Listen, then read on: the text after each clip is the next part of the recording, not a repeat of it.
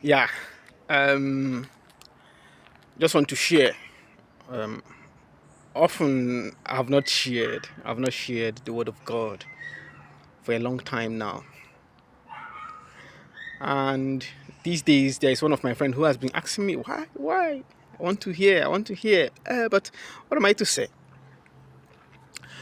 Not that I don't have time with the word, not really, because also this time every day I have to dedicate some time to meditate, to pray. But I'm just restricted in the church, you preach in the church. But now I want to reach out to this, my friend, with the gospel of today, because it is a gospel that liberates, that heals. These Pharisees, they came to Jesus asking him whether it is lawful, as they asked him. Even though Matthew will say that they were asking him to tempt him, they asked him, is it lawful for a man to divorce his wife? As Gregorio Manuel will say, the scriptural text, the word of God, grows with the reader. So each person who comes to the text, you have your own experience. You are coming to have encounter with this text. And as long as you are open to the spirit, that is the spirit that inspired the writers, as you read the text, even when you are reading into the text is growing and the text is actualizing, it is taking flesh. So now, I cannot read this text out of its global context, not global now, out of its literal context. We're at the beginning of chapter 19, and these people are asking about divorce. But chapter 18 just finished talking about relationships, about forgiveness. Even the last verse of chapter 18, which says, this way your father will deal with you if you do not forgive from the heart your brother. Why? Because if you judge your brother from what he does to you, if you only look at your relationship between you and him, you are correct. He is wrong. He wronged you. He betrayed you. He did wrong to you.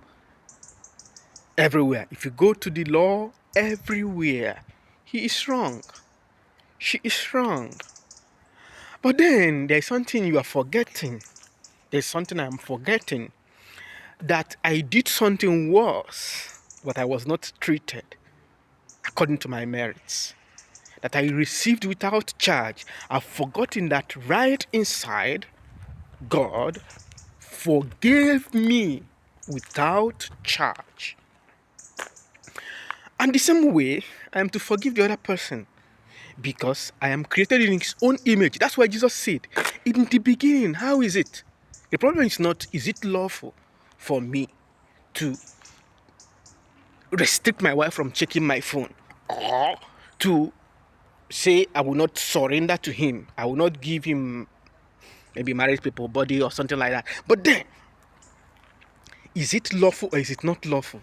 This is a completely wrong way to go. Moses told you people to be obeying the law because you people have a hardened heart. Because if you had listened to God, the way He created us, depending on one another, He said, that's why a man will leave and go and attach himself to a woman. Why? We are created to complement each other. And anytime we live well, this complementarity, that is when we love, when we give freely and receive freely, there's this relief, there's this peace that tells us that it is true. And anytime we have the experience of clarifying something, maybe something is confusing your head, you clarify it, you feel at peace. The same way, anytime you sincerely reconcile with someone, you sincerely clarify something that divide you and somebody, you feel relief. So this is not simply about the married people. Said, do not divide what God has placed together. God placed me and that my sibling, that person I'm working with, those colleagues, those friends. Just as you didn't choose your wife, you may think you chose him or her. You opened up this bundle.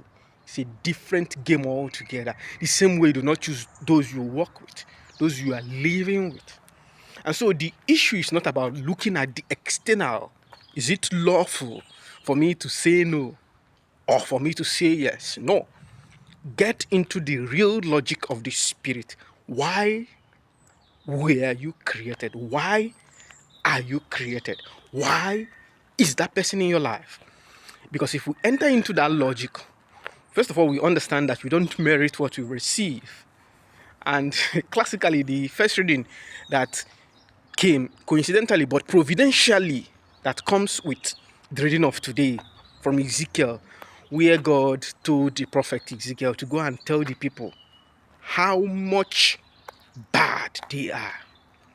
Because God was saying, when I was born like Israel, when you were born like Israel, no one loved you. You were abandoned to die. But He came, He showed us love. He loved us. He made us to grow. Now that you grew up, you started to prostitute, to give your body to anybody passing by, forgetting that you don't have that which you have. You received it. It belonged to God. So if we enter in this logic that we do not merit what we received, yes, then we should give that to the other person who does not merit.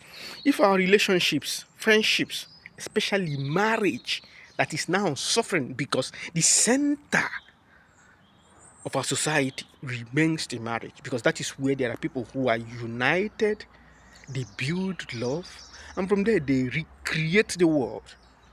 So, is it lawful to divorce that friend, to divorce that person, to stop talking? I mean internal divorce, not external divorce, because many people are there in the marriage, they have been divorced from other for years, they are just there externally. Internally, is your heart still open for this journey together with this person, or are you closed up? May the Lord help us, help especially the married people, even more those who are not married, that want to read this text as if to say it does not concern them. It concerns each and every one of us. Because in the beginning, God created us to be together. Let us manage our togetherness. Peace be with you.